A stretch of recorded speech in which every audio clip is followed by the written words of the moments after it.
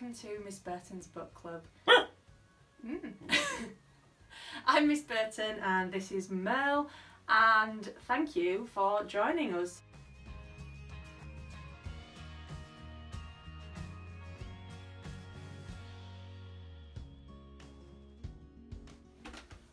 Hi there, I'm Miss Burton, and today on Miss Burton's book club I am going to be celebrating the fact that I have got 100 subscribers.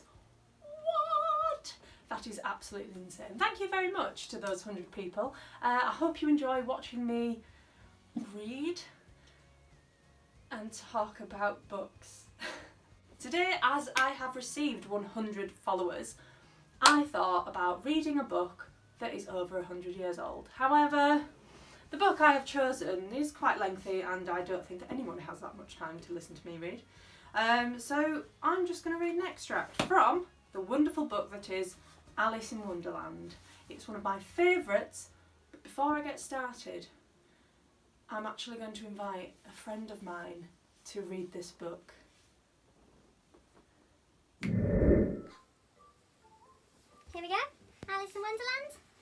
Eat your heart out. Chapter 7.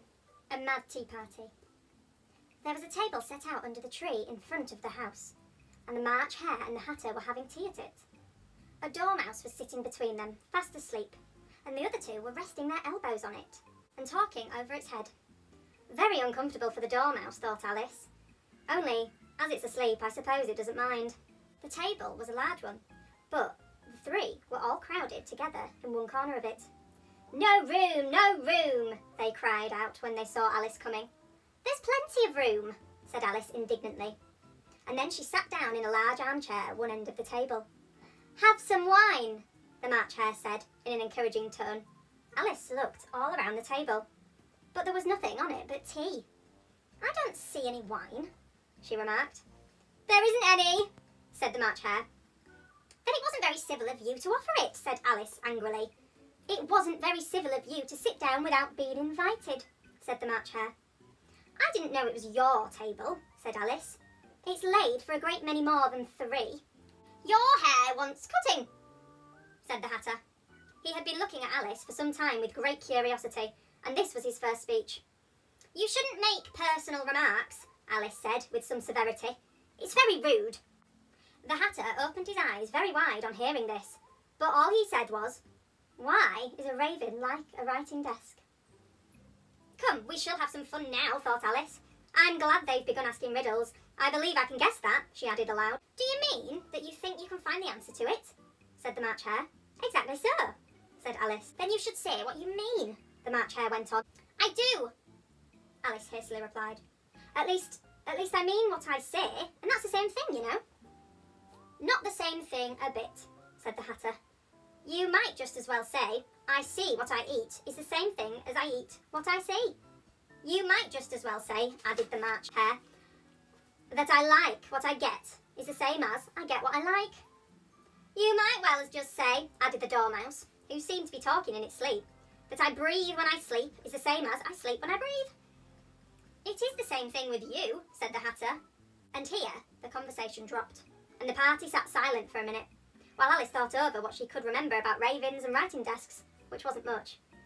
The Hatter was the first to break the silence. "What day of the month is it?" he said, turning to Alice. He had taken out his pocket watch and was looking at it uneasily, shaking it every now and again and holding it to his ear. Alice considered a little, and then she said, "The 4th. "2 days wrong," sighed the Hatter. "I told you butter wouldn't suit the works," he added, looking angrily at the March Hare. "It was the best butter," the March Hare meekly replied. "Yes, but some crumbs must have got in it as well," the Mad Hatter grumbled. "You shouldn't have put it in with the bread knife." The March Hare took the watch and looked at it gloomily. Then he dipped it into his cup of tea and looked at it again, but he could think of nothing better to say than his first remark. "It was the best butter, you know." Alice had been looking over his shoulder with some curiosity. "What a funny watch," she remarked. "It tells the day of the month and it doesn't tell you what o'clock it is." "Why should it?" muttered the Hatter. "Does your watch tell you what year it is?" "Of course not," Alice replied readily. "But that's because it stays the same year for such a long time together." Which is just the case with mine, said the Hatter. Alice felt dreadfully puzzled. The Hatter's remark seemed to have no meaning in it, and yet it was certainly English. I don't quite understand, she said, as politely as she could. The Dormouse is asleep again, said the Hatter, and he poured a little hot tea upon its nose. The Dormouse shook its head impatiently and said, without opening his eyes, Of course, just what I was going to remark myself. Have you guessed the riddle yet? The Hatter turned to Alice again. No, I've given up, Alice said.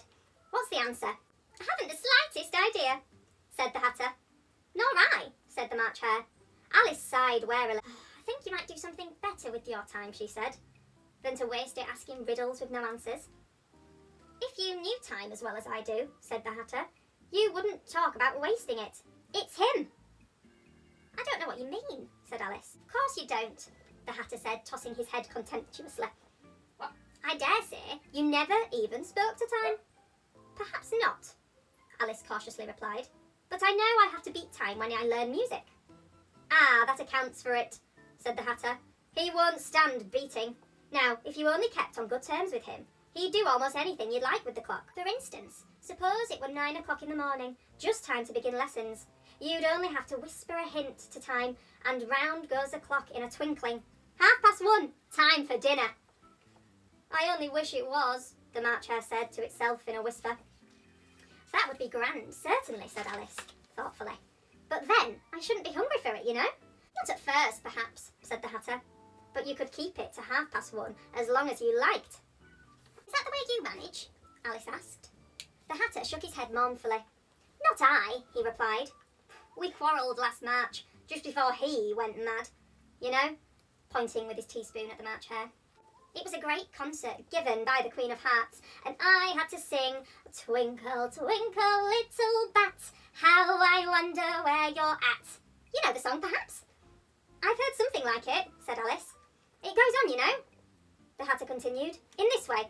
Up above the world you fly, like a tea tray in the sky, twinkle, twinkle. Here, the Dormouse shook itself and began singing in its sleep. Twinkle, twinkle, twinkle, twinkle. And it went on for so long they had to pinch it to make it stop. Well, I'd hardly finished the first verse, said the Hatter, when the Queen jumped up and bawled out, He's murdering the time! Off with his head! How dreadfully savage! Exclaimed Alice. And ever since that, the Hatter went on in a mournful tone, he won't do a thing I ask. It's always 6 o'clock now. A bright idea came to Alice's head. Is that the reason so many tea things are put out here?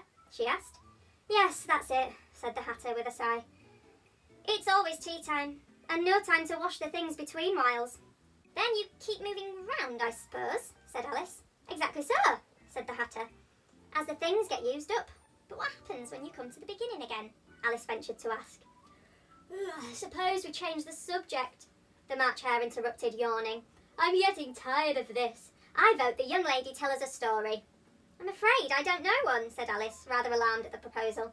Then the Dormouse shall, they both cried. Wake up, Dormouse!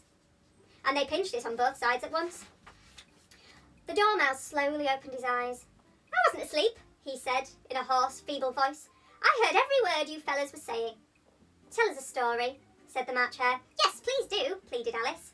And be quick about it, said the Hatter, or you'll be asleep again before it's done. Once upon a time there were 3 little sisters, the Dormouse began in a great hurry, and the names were Elsie, Lacey and Tilly, and they lived at the bottom of a well.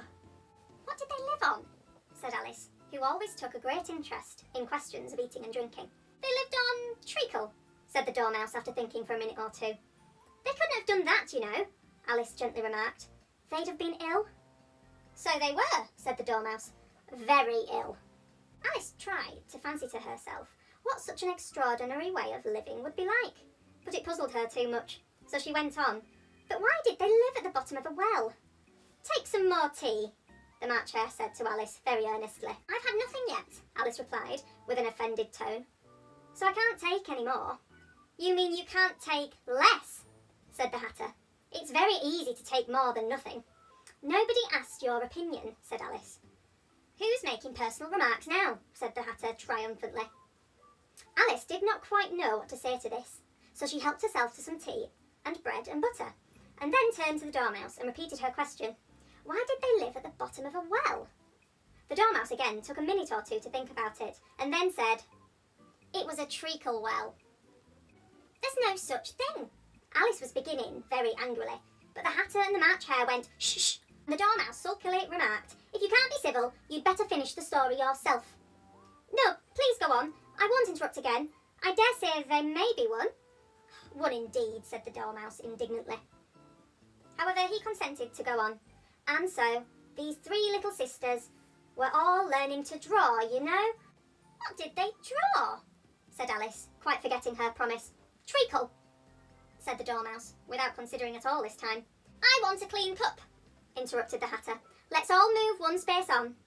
He moved on as he spoke, and the Dormouse followed him, and the March Hare moved into the Dormouse's place, and Alice rather unwillingly took the place of the March Hare.